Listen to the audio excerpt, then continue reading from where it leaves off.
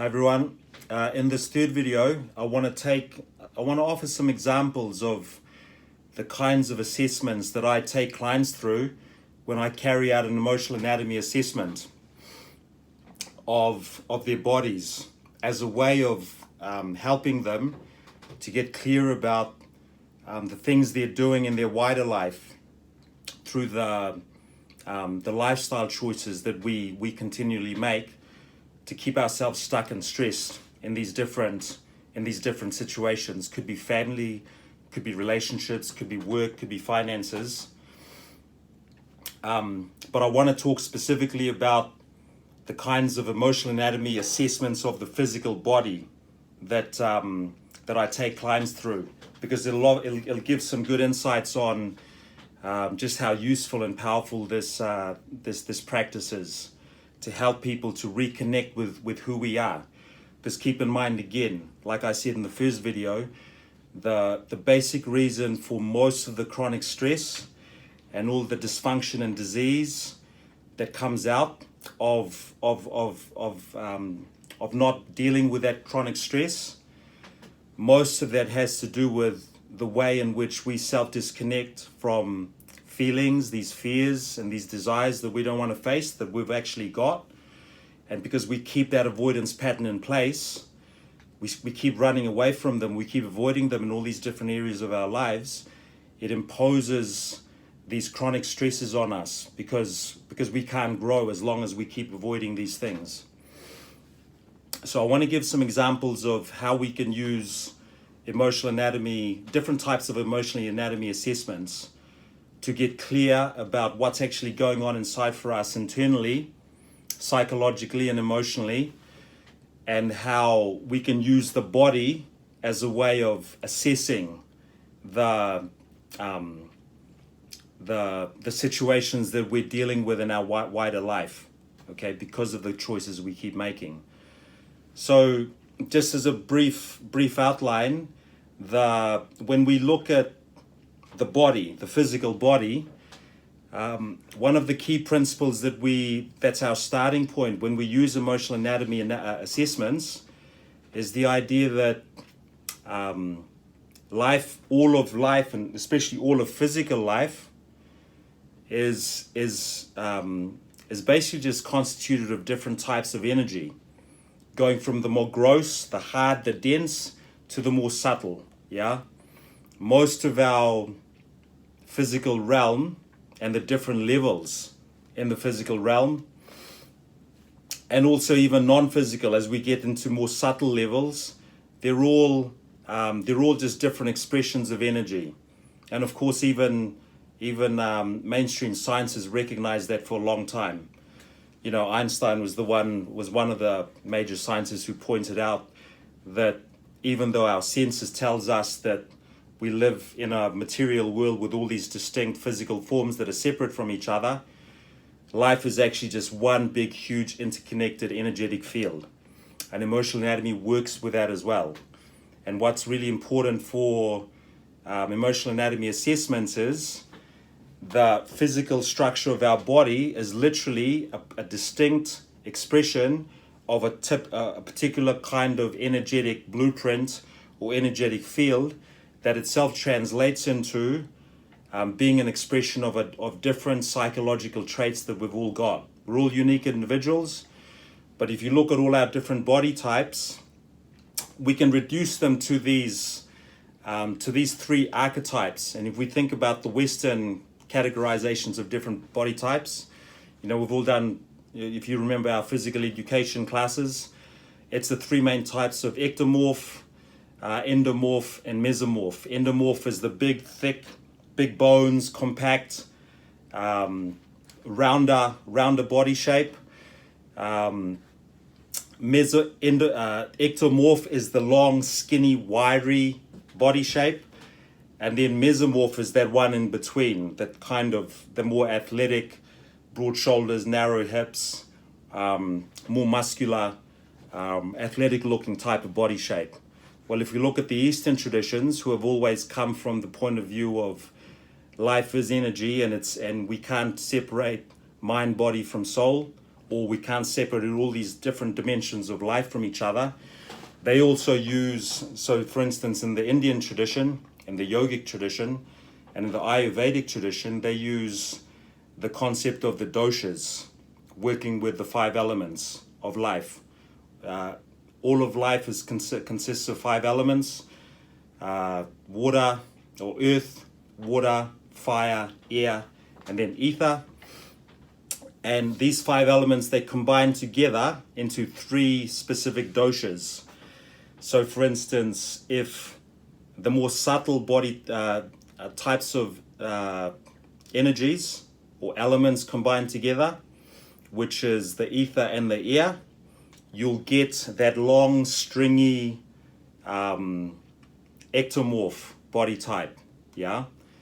Similarly, if fire and water combine together, you think about how they combine. Fire and water, that's quite an explosive combination. You'll get that middle, that more athletic, broad shoulders, narrow hips, muscly, that ripped figure. That's that middle. That's the combination of fire and water. And in the yogic tradition or Ayurvedic tradition, we call that the pitta dosha. And then the final one, which is the more dense body type, which is the endomorph, which is water and earth. Yeah, big bones, rounder, usually carries a bit of excess fat.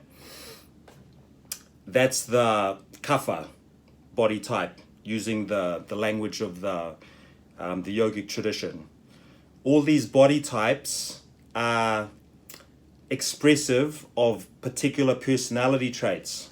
Yeah, and just to be clear too, these psychological personality traits, they don't express the truth, the ultimate truth of who we are, but they do express the energetic blueprint, or if we want to use yogic terms again, the karmic blueprint that we have to work through and we have to work with, because we're all given a particular body, yeah, that comes down from our ancestors, that's part of evolutionary history. So this is literally the expression of millions and millions of years of evolutionary development or karmic development. So getting in touch with developing a deeper understanding of the personality traits, the gifts and talents, the strengths and the challenges that we're all grappling with because we're working with these certain body types, that's a really key part of emotional anatomy assessment. And the other 2 major ones the 2 major aspects of looking at the body that we focus on, the first one is tissue condition, because again, if we've got hard, muscly tissue, or dense, cold, compact tissue, or tissue that's saggy, that we don't have much muscle, all these things are expressive of internal emotional dynamics as well. Because of course, keep in mind, emotions are also just another form of energetic expression. Yeah. So overall body shape, we can draw a lot of insights just from getting people to get clear about what their body types are, because that's your overall energetic blueprint. Then if we look at this, your skeletal frame, yeah, because the skeleton is the thing that doesn't change a heck of a lot throughout the course of your life. That's really the thing that tells you the most about the energetic potential of the doshic combination that you have. Yeah, the major themes of your life story so far. Looking at the skeletal frame can tell you a lot. And then after tissue condition, we also look at the alignment of your joints, how your bones stack, which will affect how well you move, whether you've got full mobility or you've got restrictions on all these different movements or poses of rest, like not being able to do a full squat comfortably and that kind of thing. Alignment of joints will tell us a lot about the kinds of unresolved stresses that we're internalizing in our body, because it's all registered in some way in this physical system. So these are just some of the examples that we can use to carry out emotional anatomy assessments. Overall body type, skeletal frame. We can also look at your face, your facial analysis. And one of the beautiful things about emotional anatomy as well is it draws on the chakra system that comes out of yoga and Ayurveda. So it's the idea that because our bodies are all energy, they're constituted in certain ways, and those 7 major chakras that are often recognized in systems like Kundalini Yoga, they are literally physically expressed again through different areas of the body. So the base chakra, for instance, the earth or the root chakra, that has to do with how well we're handling our physical health and well-being, and also basic survival issues like our finances, our family life, all the things that develop that sense of belonging. All that base chakra, we can read, all those issues regarding the base chakra, we can read by looking at our legs from our butt downwards. Because our legs are literally the 2 roots that root us to this earth. That's how we move around. That's how we keep in contact with the ground. Yeah. And then if we come up the body and we look at the hips have to do with the 2nd chakra. That has to do with all our needs around intimacy and being able to move out and grow from that sense of belonging and connectedness to start experiencing the fullness and the sweetness of life. Yeah, that's all around the hips and the sacral area. Then when we come up to the solar plexus, the tummy, the abs, the torso, that, tummy is the power core. Yeah, well, that also translates psychologically and emotionally and also spiritually into how well we've handled our need for self-empowerment so that we can do and achieve things in the world. Yeah, this is the place where our forms of self-identity are formed and built up over time, and our self-esteem. So any emotional issues, unaddressed emotional issues around self-identity and self-empowerment, you can be sure that we'll be able to pick up certain things by looking at the tummy area. And then, of course, when we come to the heart, that's the 4th chakra, Anahata, which has to do with our capacity to love and to develop these deep, intimate, connected relationships with our loved ones and also with the wider world. This is all going to come through when we look at the chest area, Anahata. Then we come to the 5th chakra, which is, of course, has to do with our ability to communicate, to speak our truths.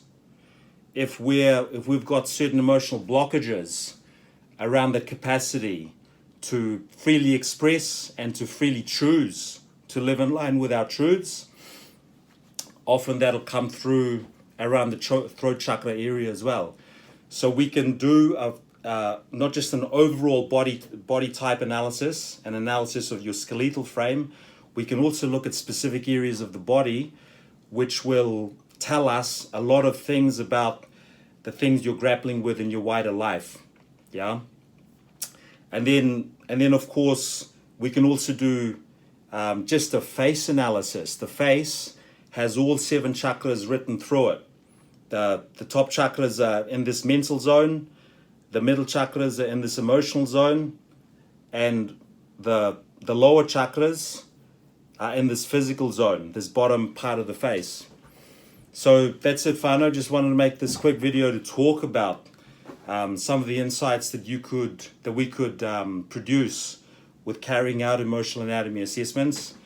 And again, if you want to experience this modality, get in touch. It's an amazing way to reconnect, to make sense of all the things we're struggling with in our wider life, so we can address them directly and we can start growing from them really, really quickly as well. But yeah, so that's it, whānau. Look out for my other video that I'll drop talking about relationships. And of course, get in touch with me if you want to do this work. Really encourage you guys to get in touch. And let's start doing this work, whānau. And have a good rest of the weekend, guys. Cheers.